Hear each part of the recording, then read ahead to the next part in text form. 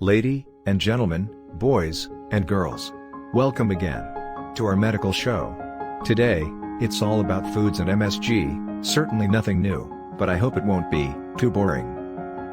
We heard of monosodium glutamate, in other words, MSG. We now talk about the science of MSG and the public's belief in MSG's safety. For centuries, scientists have looked hard to find a cure for dementia, a deadly age-related, degenerative brain condition. Unfortunately, the solution has yet to be revealed. Come on. Some may ask, did I promise we're supposed to talk about foods and MSG? Why? Dementia. It's boring, right? Listen, it's just the beginning of the show. It's far from the end. So, dementia? What I wish to say is that, could MSG be the next big thing in the remedy for dementia? We have to divide the talk into two parts, as there is too much to say. Let's talk about the safety of MSG consumption first, shall we?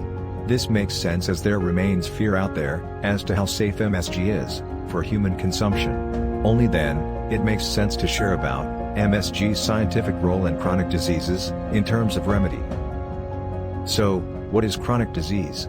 Chronic diseases, by definition, have no cure, not just having long-term health impact on affected individuals and family, but also affecting society and nation, in terms of resources and financial burdens. Hypertension, dementia, and physical deconditioning state, called sarcopenia, and malnutrition, are some of the worrying age-related chronic medical conditions, with great attention needed, in terms of definite solutions. So, what is MSG, or monosodium glutamate? To simplify, it's basically just a flavor enhancer in foods, first created more than 100 years ago by Kikanaya Ikeda, a Japanese chemist who discovered MSG, inspired by seaweed products made by his wife. Historically, the four common flavors in food that are directly detected by humans' tongue are sweet, bitter, sour, and salty. Now, the list has expanded to include fifth and sixth tastes, namely umami and kokumi, respectively. The umami, which is our interest, is described as savory or meaty. The modern way of MSG production is based on the following processes. Firstly, fermentation of feedstocks by microbes, much like yogurt production, then neutralization into MSG solution, followed by decolorization to pure MSG, and crystallization into white crystallized MSG dry salt. For centuries, a popular belief is that umami-eliciting compounds, like MSG, has been bad for health, causing Chinese cuisine syndrome. Today, the citation that MSG is bad for health is more myth than fact. Stay tuned to find out more. Be sure to subscribe if you enjoy the video. When Chinese restaurant syndrome was first published in paper, the claim was that MSG, being used as a tool by Chinese to alter the flavors of very bad food ingredients, caused headache, dizziness, allergic symptoms, and worst scenario, behavioral rages. You might recall some labels on consumer products in supermarkets, such as seasonings, sauces, or snacks, as well as restaurant takeaway meals, indicating no added MSG. Obviously, these labels were placed to calm the consumer's concern on MSG in their products. Bingo! Profit is of priority. Do you have in your kitchen MSG in place? In fact, glutamate is a universal protein, found in almost all living things on Earth, be it plants or animals.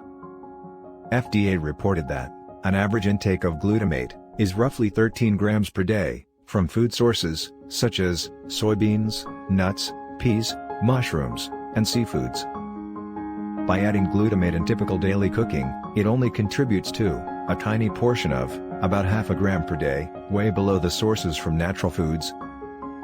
In 1999, a popular food magazine quoted that, "If MSG is so bad, why doesn't every Chinese have the headache?"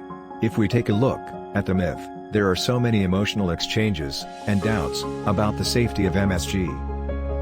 The scientific peer review reported that laboratory mice showed neurotoxic symptoms following injection of large amounts of MSG under the skin, equivalent to a 70 kilograms man eating 3 jars of MSG at one time. It sounds unbelievable, and definitely unreal, in terms of how humans consume foods. Why would humans eat food by injecting under their skin? Besides, any foods consumed in large quantities may be harmful or toxic, regardless of how safe the foods are in the first place. For instance, carbohydrates are an essential energy source for living cells, but excessive long-term consumption leads to harm such as increased risk of obesity and diabetes. Trust me, I bet you're not going to believe that if I told you that too much fruits can make your liver fatty. Aren't fruits supposed to be healthy for man consumption? The key answer is, eat in moderation. Subsequent MSG studies on humans' health, including MSG sensitivity on asthmatic subjects, came to the conclusion that its harm on human health is unfounded. Perhaps, the hypersensitivity that people reported after consuming Chinese restaurant foods is probably due to reactions to plant ingredients used in dishes, rather than added MSG. For those who believe they have Chinese restaurant syndrome after taking Chinese foods, could it be overeating, or indigestion, or perhaps overdrinking?